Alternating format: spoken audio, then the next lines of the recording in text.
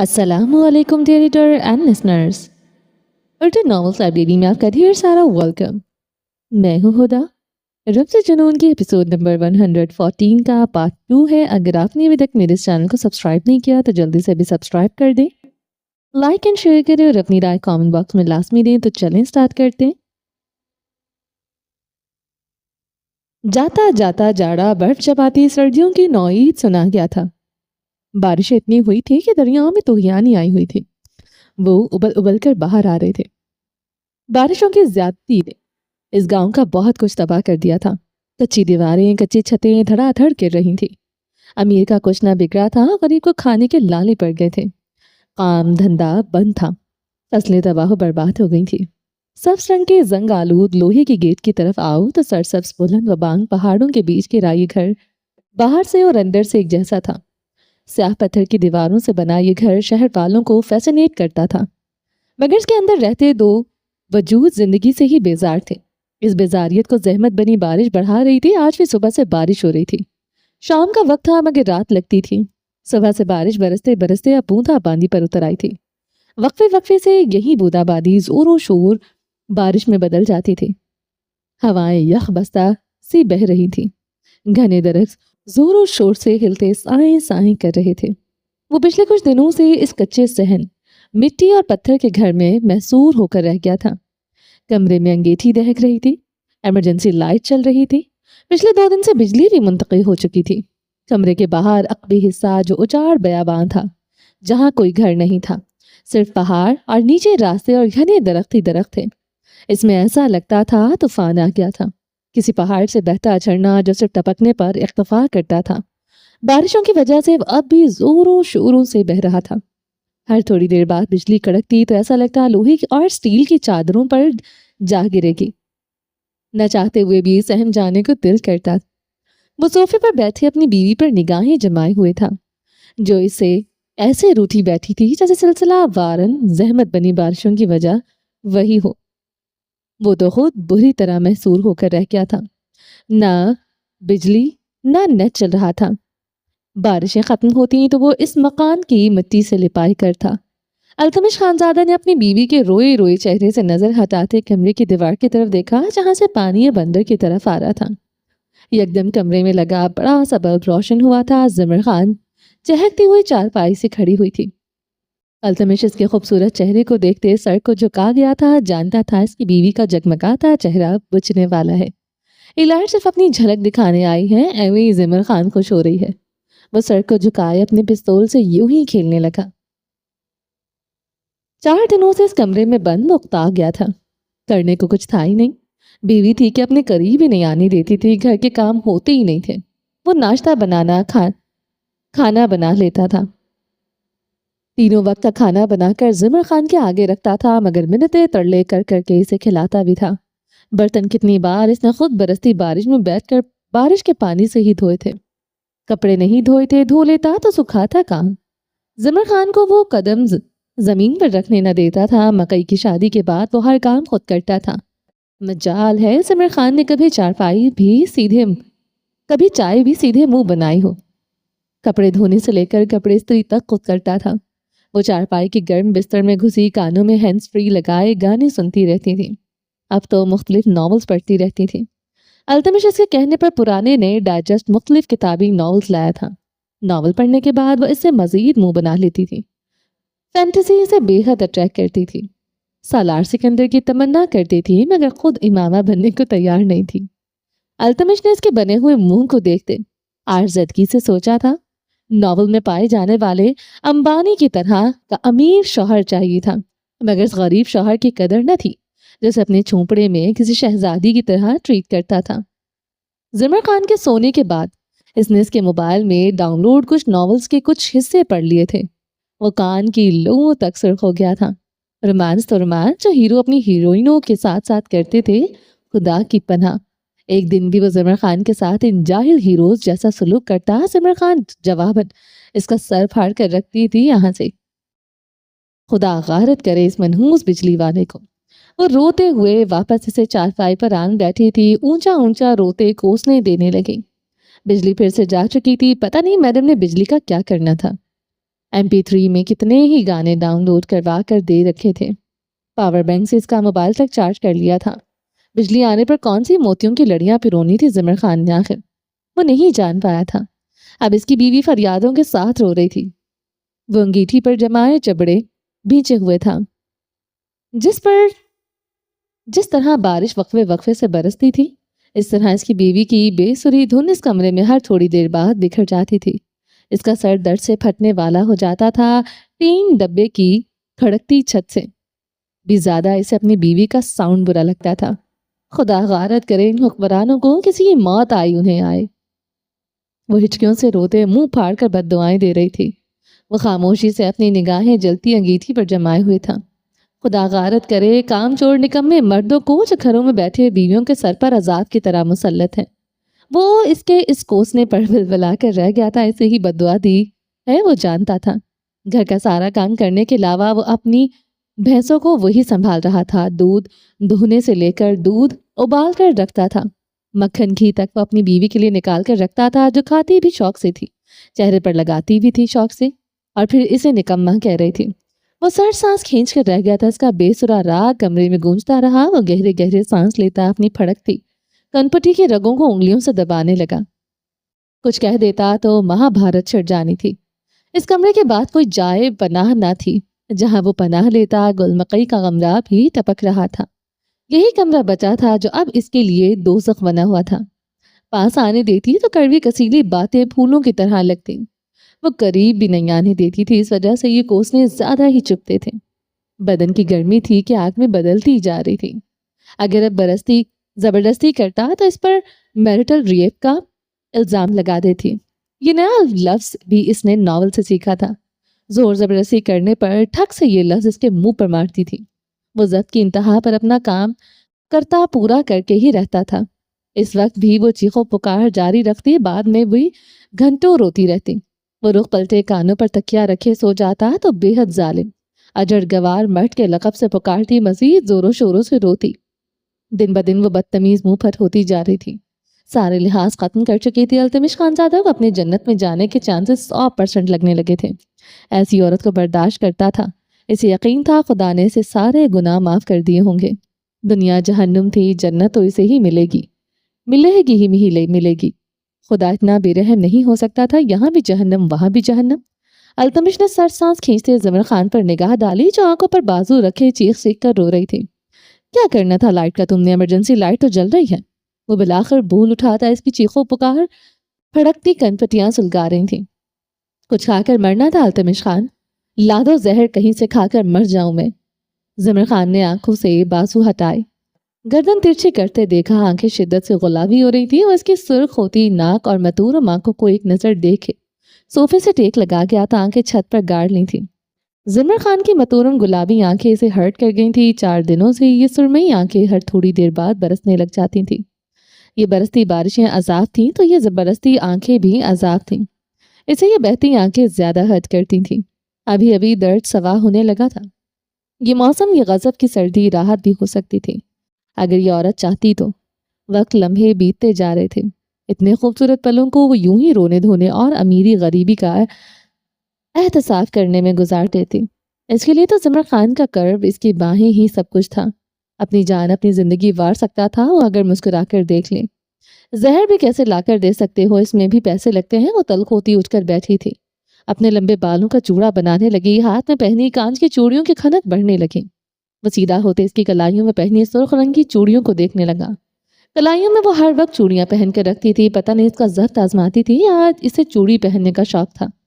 अल्तमिश खान ने अलमारी का एक खाना रंग बिरंगी चूड़ियों से भर दिया था। वो कपड़ों के साथ हम रंग चूड़ियां पहन लेती थी। कांच की खनकती चूड़ियों का साज अल्तमिश के कानों को भला लगता था, मगर मुश्किल ये थी कि साज के बाद वो सुरमई आंखों वाली इस जालिम बेहिस औरत के लिए पागल होने लगता था। कांच की चूड़ियों से नजरें हटी तो उसकी कमर के बलों पर ठहर गई थी। तंग सी स्याह रंग की फ्रॉक पहने हुए थी वो। पिछला गला गहरा था, तंग इतना गहरा कि इसके जिस्म का हर खतूत वाज़ेह था। वो इसकी फ्रॉक की सिलवटें गिनने लगा। अब नकारा कामचोर शौहर इसके अलावा कर ही क्या सकता था। आंखें खुमार आलूद होने लगी और अपनी मूंछों पर हाथ फेरने लगा। زمر خان کی لمبی زبان پر غیرت جاگنے لگتی، کمر کے بل دیکھتے دور کہیں جا سوتی، بغیر کسی دوپٹے کے اس کے سامنے پھرتی رہتی تھی۔ اب تو وہ ان شوہروں میں سے تھا جو اپنی بیوی کی پنڈلی دکھ جانے پر بھی اپنا ایمان بیچتے۔ وہ تھی کہ بھڑکتی آگ کا شعلہ بنی اس کے سامنے آن کھڑی ہوتی تھی۔ کمر درد کر رہی ہے تو دبا دو، اس نے مسکینیت سے پوچھا تھا، کسی بہانے تو پاس آنے دے۔ زمر خان نے کھا جانے والی نگاہوں سے اسے گھور کر دیکھا، جہاں جہاں درد ہو رہا ہے دبا دوں گا، بے حد معصومیت سے کہا۔ معصوم لگتا تھا مگر تھا نہیں۔ گلا دبا دو میرا تاکہ تم سے میری جان چھوٹ جائے، وہ زکام زدہ آواز میں بولی تھی۔ فراک کے دامن سے اپنی آنکھیں بے دردی سے رگڑتے ناک پہنچی تھی۔ بجلی آ بھی جاتی، آپ نے کیا کرنا تھا زمر بیبی؟ بجلی کے ساتھ بھی چارپائی توڑنی تھی، اب بھی وہی کر رہی ہیں۔ مجھے موقع دیں، آپ کی خدمت کرتا ہوں۔ پھر مل کر دونوں چارپائی کے پائے ہلاتے ہیں۔ یقین کرے یہ ساؤنڈ بہت اچھا لگے گا۔ اس نے زمر خان کے نشیب و فراز پر نگاہیں گاڑے اب کی بار کہا تھا۔ اس کی بات پر زمر خان کی آنکھوں میں شرارے پھوٹے تھے۔ 4 دنوں سے تم نے آنکھیں لال کیے پھر رہے ہو، میرا رونا دھونا نہ دکھائی دیا نہ سنائی۔ 4 دن بعد جسم کی گرمی نکالنی یاد آ گئی تو بیوی کا خیال آ گیا، وہ چپتے لہجے میں بولی تھی۔ یقین کرے 4 دن بھی آپ کی وجہ سے نکالتا ہوں، میرا بس چلے تو 4 گھنٹے بھی نہ نکالوں۔ التمش خان کا لہجہ ملائمت بھرا ہوا تھا، پچھلے 4 دن سے وہ ناچاکی بھلا گیا تھا۔ اب سرمئی آنکھوں سے بہتے آنسو بھی امرت لگ رہے تھے، پی لینے کو دل مچلنے لگا۔ وہ دیوار سے سر ٹکائے پھر سے رونا شروع ہو چکی تھی۔ کیوں رو رو کر اپنی جان ہلکان کر رہی ہیں؟ بجلی نہیں آئے گی، بارش ہو رہی ہے، ایسا یہاں نہیں ہر جگہ ہوتا ہے، آپ کی حویلی میں بھی بجلی نہیں ہوگی۔ التمش نے جیسے اس کی دکھتی رگ پر ہاتھ رکھ دیا تھا، اپنی عالیشان حویلی یاد آئی تھی اور اپنا عالیشان گرم کمرہ بھی۔ مٹی اور پتھروں سے بنے کمرے کو دیکھتے آنکھوں سے مزید نیر بہنے لگے۔ بجلی نہ بھی ہو وہاں ایسا نہیں ہوتا، سولر یو پی ایس اور جنریٹر کا انتظام ہے۔ ایک لمحے کے لیے بھی کبھی اندھیرے میں نہیں رہنا پڑا۔ اپنے اس جھونپڑے کا میری حویلی سے مقابلہ نہ کیا کرو، جیسے مخمل میں ٹاٹ کا پیوند نہیں جڑ سکتا، اس طرح تمہارا میرا کوئی جوڑ نہیں تھا۔ خدا غارت کرے زاویار کو جس نے مجھے برباد کر دیا۔ وہ پھر سے کوسنوں پر اتر آئی تھی۔ التمش کا سارا خمار بھگ سے اڑا تھا۔ خمار آلود آنکھوں میں لال ڈورے تیرنے لگے۔ لگا کر دیا ہے تو تمہیں سولر، اب اس سے زیادہ کیا کروں؟ سورج نہیں اپنی بجلی بنانے کو تو رہا۔ وہ مٹھیاں دبوچے پھر سے زد کر گیا تھا۔ 2 پلیٹیں تم نے مجھ پر احسان کرتے لگائی تھی، بیٹری بھی لگوا لیتے، وہ غصے سے پھٹ پڑی تھی۔ بیٹری لگوا بھی لیتا تم نے پھر بھی رونا تھا، پھر تم نے کسی اور بات کو رگڑنا شروع کر دینا تھا۔ عذاب کی طرح تم میرے سر پر مسلط کر دی گئی ہو۔ دماغ کی ہلتی تنابوں نے اسے بھی اکسا دیا تھا۔ وہ جوابی کارروائی پر اتر آیا تھا۔ اتار پھینکو یہ عذاب التمش خان، کس نے کہا ہے مجھ جیسی عورت کے عذاب کو سہوں؟ وہ بلند و بانگ لہجے میں بولی تھی۔ التمش خان اب خود پر زد ہو رہا تھا۔ جان سے مار سکتا ہوں خود کو، مگر یہ عذاب اتار کر نہیں پھینک سکتا۔ جہنم سے بدتر کر دوں میری زندگی، مگر پھر بھی تمہیں نہیں چھوڑوں گا۔ سسک کر مر جاؤ تم، پھر بھی تمہیں نہیں چھوڑوں گا۔ التمش نے غصے سے میز پر پڑا ریموٹ اٹھا کر سامنے دیوار پر دے مارا تھا۔ ریموٹ دیوار میں نصب LED پر جا لگا تھا۔ LED میں درار پڑی تھی۔ التمش خان نے انگلیوں سے اپنی کن پٹیاں سہلائی تھی۔ زمر خان پھٹی پھٹی نگاہوں سے LED کو دیکھ رہی تھی۔ اس کے ضد کے بعد التمش نے LED لگوا کر دی تھی جب ریموٹ مارتے ٹوٹ چکا تھا۔ التمش نے اپنی خون پسینے کی کمائی کو یوں برباد ہوتے دیکھتے خون پھر کر رہ گیا تھا۔ اس کی زبان درازی کے بعد وہ یوں ہی مشتعل ہو جاتا اور کچھ نہ کچھ ٹوٹتا رہتا۔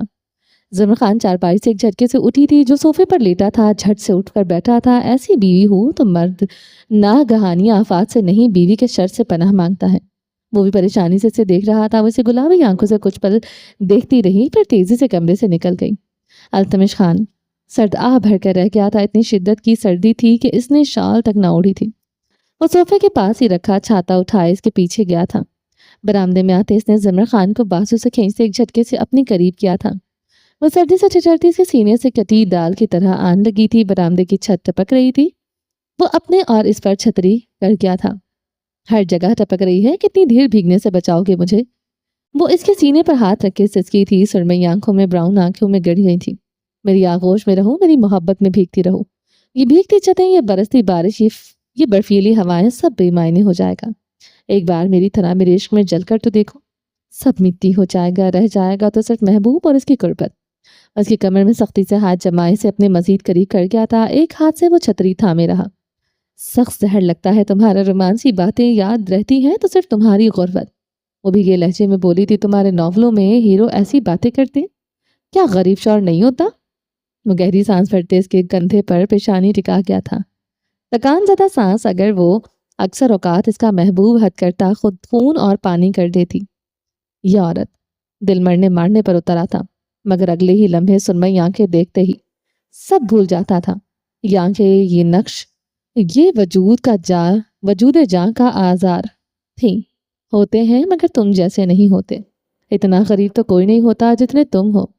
محبت، عشق، یہ سب رومانوی باتیں ہیں التمش۔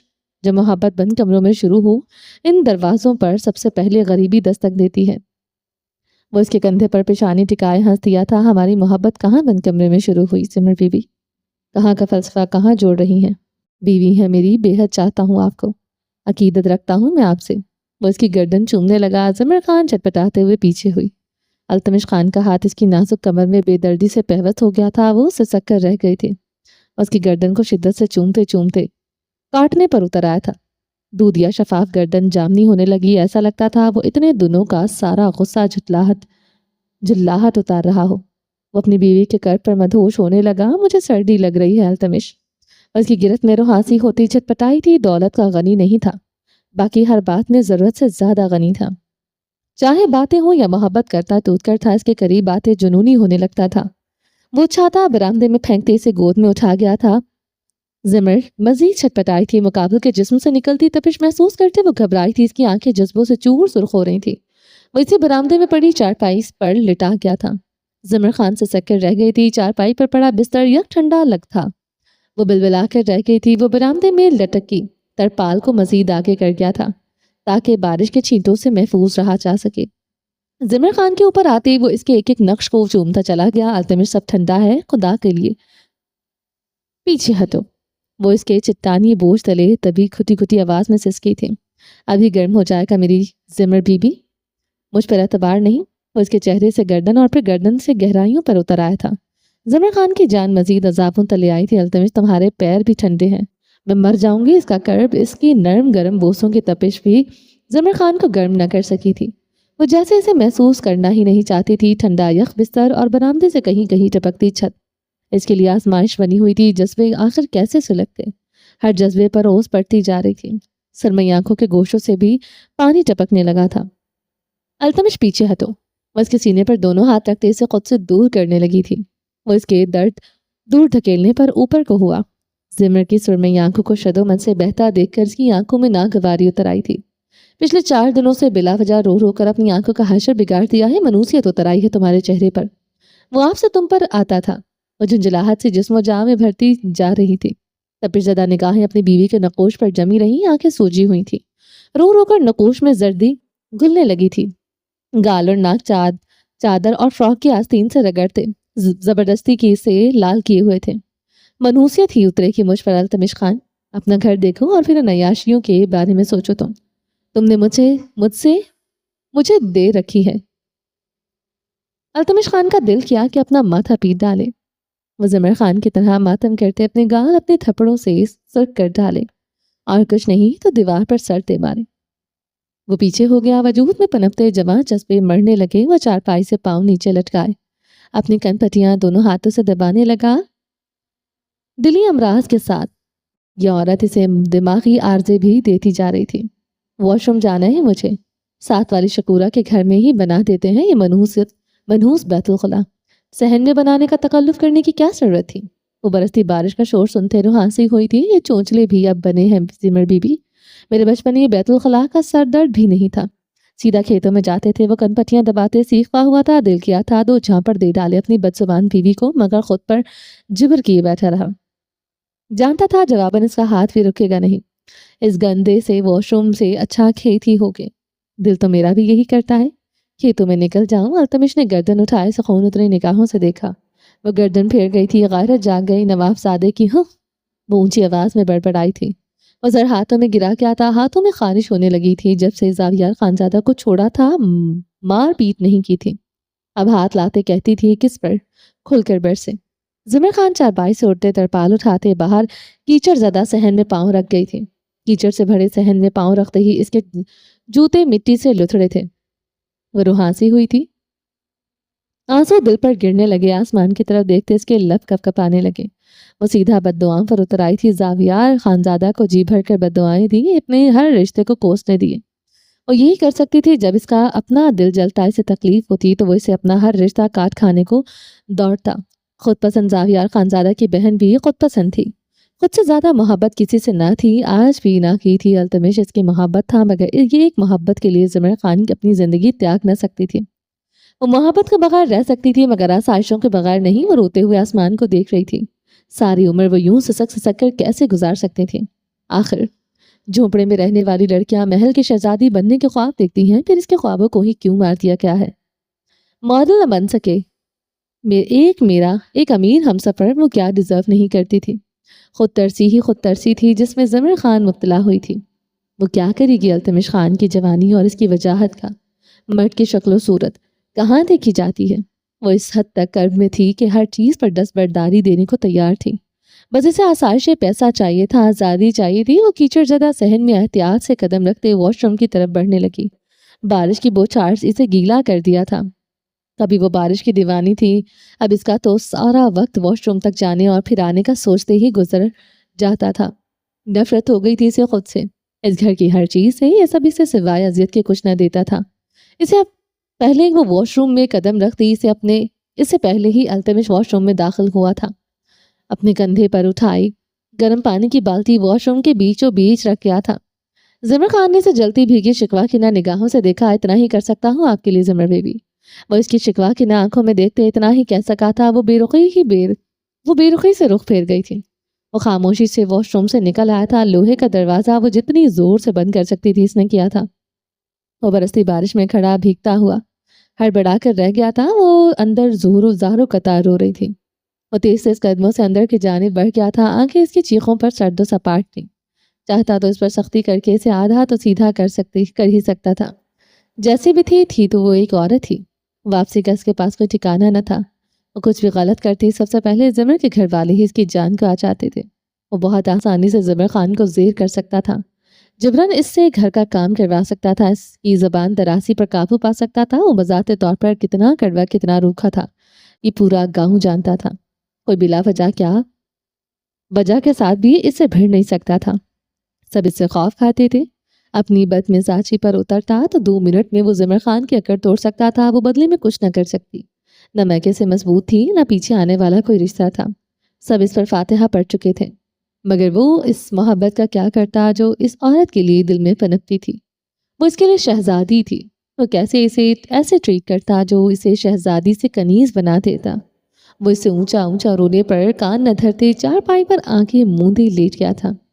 जब तक वो बाहर न आ जाती वो अंदर नहीं जा सकता था। रात के पहर वो कभी अपनी बीवी को तन्हा बाहर नहीं आने देता। ज़रूरत से ज़्यादा इसे लेकर हसास था। इतनी खूबसूरत लगती थी, लगता था कोई आशिक जिन आशिक हो जाएगा। पहाड़ों के सन्नाटों से वो खौफ खाता। खुले बालों बगैर दुपट्टे के वो बाहर आती थी। ये अलग बात है कि ज़मर खान चुड़ैल है। कोई जिन भी इस पर आशिक होते 100 बार सोचेगा। वो सोचते हुए कानों पर हाथ रख गया था। वो मजीद ऊंचा ऊंचा रोने लगी थी। यकदम अबासीन की याद शिद्दत से आई थी। वो ज़मर खान को चुड़ैल कहता था। वो अपनी सुर्खान की उंगलियों से मसलने लगा। कोई रिश्ता जैसे इसके लिए बना था ना था। आह, दिल ने अब ज़ावियार खानजादा को बेआवाज़ पुकारा था। खान, इसके लबों ने इसे बेआवाज़ पुकारना शुरू किया था। अल्तमिश खान की आंखें नम हो गई थीं। वो दरवाज़ा खोलते बाहर आई। लोहे के दरवाजे की खड़खड़ाहट और अजीब सी आवाज़। शायद इसने दरवाज़ा फिर से ज़ोर से मारा था। अगले लम्हे ज़मर खान की दिल खराश चीखें सुनाई दी थीं और कुछ ज़मीन बोस होने की आवाज़। जैसे कुछ गिर गया हो, जैसे पहाड़ गिर गए हों। वो चारपाई से एक ही जस्त में उठता सहन में कदम रख गया था। ज़मर खान कीचड़ से भरे सहन में गिरी हुई थी। वो फटी फटी आंखों से वॉशरूम की ज़मीन बोस छत देख रही थी। खौफ से वो आंखें नहीं झपक रही थी। अभी कुछ देर पहले वो वॉशरूम में थी। छत इस पर गिर सकती थी। अल्तमिश खान भागते हुए ज़मर खान तक पहुंचा था। पंजों के बल बैठ तेज से सीने से लिपटा गया था। क्या खौफ था जो रगो जाह में उतर आया था। पहाड़ तो उसके दिल पर गिरे थे। उसके सीने से चिमटी सख्ते के आलम में थी, बेहिस व हरकत शल मुजस्सम सी। پھر وہ اس کی شرٹ مٹھیوں میں جکڑے رو دی تھی ماتمی انداز میں پھوٹ پھوٹ کر. آہوں کے ساتھ بلک بلک کر وہ روتی رہی، بس روتی رہی. اس کے کیچڑ سے لتڑے بالوں پر لب رکھ جاتا، اس کی کمر پر نرمی سے ہاتھ پھیرتا جا رہا تھا. اور روتی رہی، اتنا روئی کہ اس کی ہچکیاں بن گئی، اتنا روئی کہ خوف سے برستا آسمان بھی رک گیا. اس کے رونے میں اس کی آہیں کرلاہیں شامل تھیں. وہ روتی رہی اور التمش خان کا دل پھٹتا رہا. وہ روتی جاتی اور اس کیچڑ زدہ بال چومتے جاتا. اس کی آنکھیں اب چوم رہا تھا. محبت سے، عقیدت سے وہ ہچکیاں لیتے التمش خان کو دیکھ رہی تھی. وہ آخری بار رو رہی ہے، وہ جانتی تھی. وہ گلابی ہوتی آنکھیں اب بے رحم تھی. آج زمر خان نے محبت کو مارتے خود کی ذات کو چن لیا تھا. اس کے ہاتھ پکڑے اب چوم رہا تھا. عقیدت سے اس کا شولڈر چوما تھا. پھر مسکراتے ہوئے زمر خان کو دیکھا. چاند چھوٹ گئی آپ کی اس بیت الخلا سے.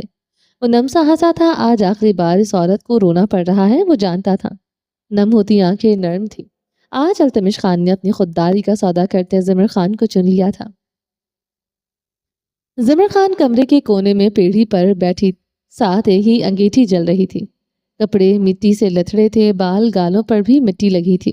وہ گھٹنے اوپر کو سمیٹے اپنا سر گھٹنوں پر گرا گئی تھی. التمش خان گرم پانی کی بالٹی پکڑے کمرے میں داخل ہوا. دروازے کو کنڈی لگائی تھی. زمر خان نے سر اٹھاتے اسے دیکھا. وہ مسکراتے ہوئے زمر خان کے پاس آیا تھا. وہ بالٹی زمین پر رکھا تھا. پنجوں کے بل بیٹھے وہ بالٹی میں سے گرم پانی ایک چھوٹے سے برتن میں بھرتے. زمر خان کے پیر دھو رہا تھا. زمر خان خاموشی سے اسے دیکھتی رہی. اس کے پیروں پر صابن لگاتے کیچڑ صاف کر رہا تھا. التمش آہستہ آہستہ گرم پانی اس کے بالوں پر بہانے لگا. وہ آنکھیں مون گئی تھی. وہ اس پر پانی بہاتے بدن کے ہر حصے سے مٹی کھرچ رہا تھا. پانی مٹی کے فرش میں جذب ہوتا جا رہا تھا. گرم پانی سے سکون سا ملا تھا جو زمر خان کے بدن میں اترا تھا.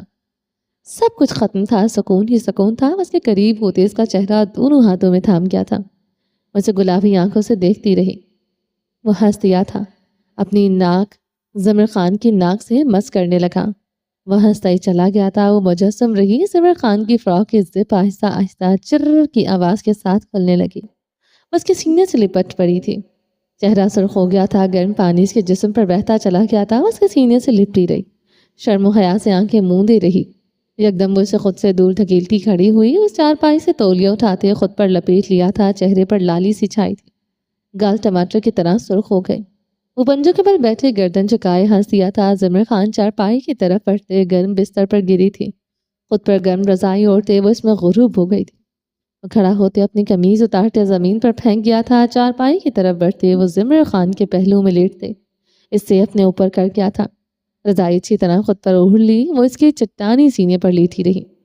گرم سانسیں التمش کی گردن پر بکھرتی رہی. نم بالوں سے التمش کا سینہ بھیگتا رہا.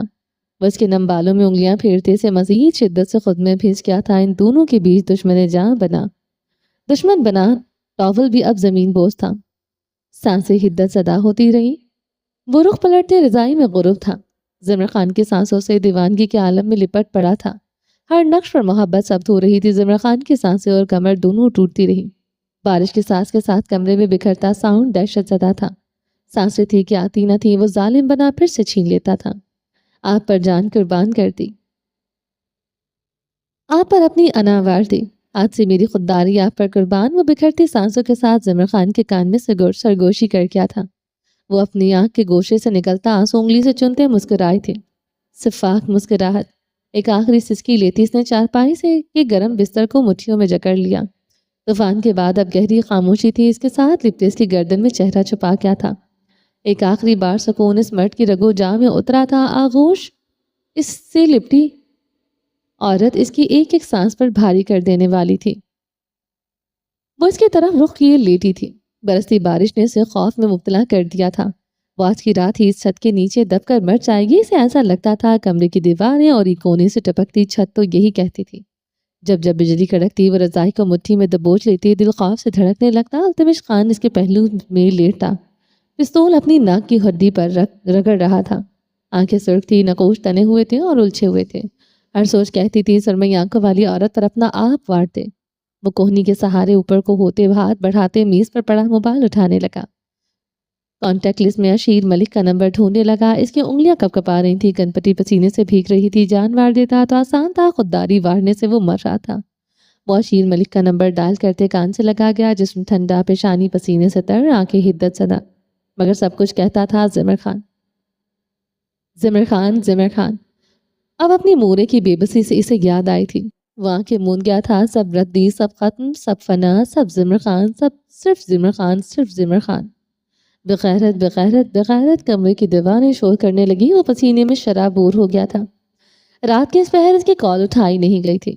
وہ موبائل مٹھی میں دبوچے تکیے پر سر رکھ گیا تھا، پسینے سے تر وہ گہرے سانس لینے لگا۔ وہ بے موت مر رہا تھا، مگر زمر خان کے بغیر جی کر بھی کیا کرتا۔ ہمت مجتمع تھی، سانسیں بحال کی، کانپتے ہاتھ میں موبائل کو مضبوطی سے پکڑا۔ وہ ایک بار پھر موبائل کان سے لگا گیا تھا۔ دوسری طرف بیل پھر سے جا رہی تھی۔ التمش خان کا دل کانوں میں بجنے لگا، ہتھیلیاں پسینے سے بھیگ گئی تھی۔ ہیلو، اسپیکر پر بھاری آواز گونجی تھی۔ رفتہ رفتہ جان نکلنے لگی، نیند تاریکی پھر گہری تاریکی کی۔ یہ آواز کنٹی پر ہتھوڑے کی مانند لگی۔ وہ اپنی زندگی میں کم از کم یہ آواز دوبارہ نہیں سننا چاہتا تھا۔ اس آواز، اس انسان سے اس کے زندگی میں کبھی انسیت نہیں ہو سکتی تھی، نہ آج ہوئی تھی۔ وہ صرف بے موت مرا تھا، اب بھی مر گیا تھا۔ مجھے آپ کا ساتھ چاہیے، اپنا حق چاہیے، میں آپ کے پاس آنے کو تیار ہوں۔ اس کے لفظ پر کبھی ہنسیں گے، اس پر ہی تھو تھو کریں گے، اس نے کبھی نہ سوچا تھا۔ دوسری طرف اشیر ملک کے لب مسکرائے تھے۔ شاہویر ملک کو کھو دیا تھا، مگر ان کا دوسرا بیٹا ان کے پاس آ رہا تھا۔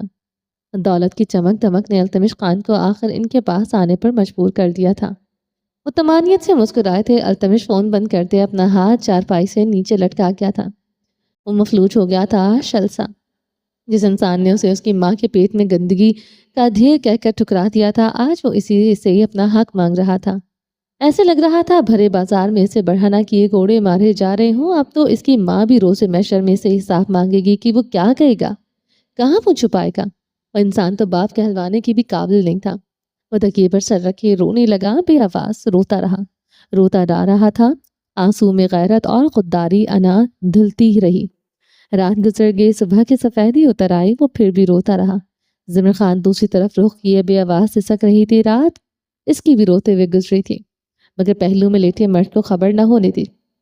اس مرد کے پہلو میں آج اس کی آخری رات تھی۔ دل تڑپتے آہیں بھرنے لگا، مگر وجود زندگی مانگتا رہا۔